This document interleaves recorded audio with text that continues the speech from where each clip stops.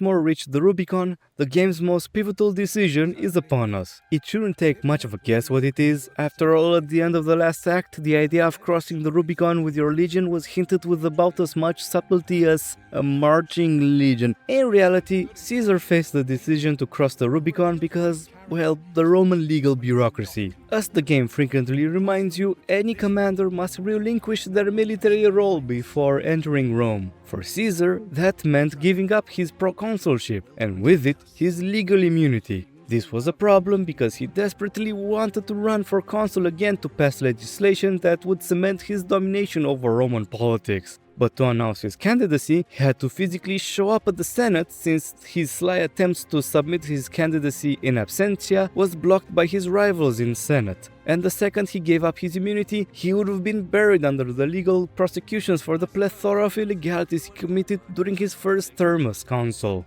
If you think this situation was convoluted, just be aware that there are plenty more details I left out. But in short, Caesar's crossing was due to his own personal ambition and the descent of Roman politics into gridlocked rivalries. But even if the concept of crossing the Rubicon is associated with his decision to march against Pompey and the Roman Senate, he was not the first to do so. Less than 40 years before him, Sulla had done the same thing in order to save his own political career. Fun connection! The First Mithridatic War, which took place a decade before the third we got to be part of in the Greek chapter, ended up with a deal between Sulla and King Mithridates because the former planned to go back to Italy and march on Rome to crush his political opponents, which he did via brutal and bloody dictatorship. Even if the belief that Caesar eroded the foundation of the Roman Republic is pretty widespread, the reality is that it was already on its last legs regardless of his plans. This is why I really appreciate having this choice in the game instead of railroading you into crossing the Rubicon.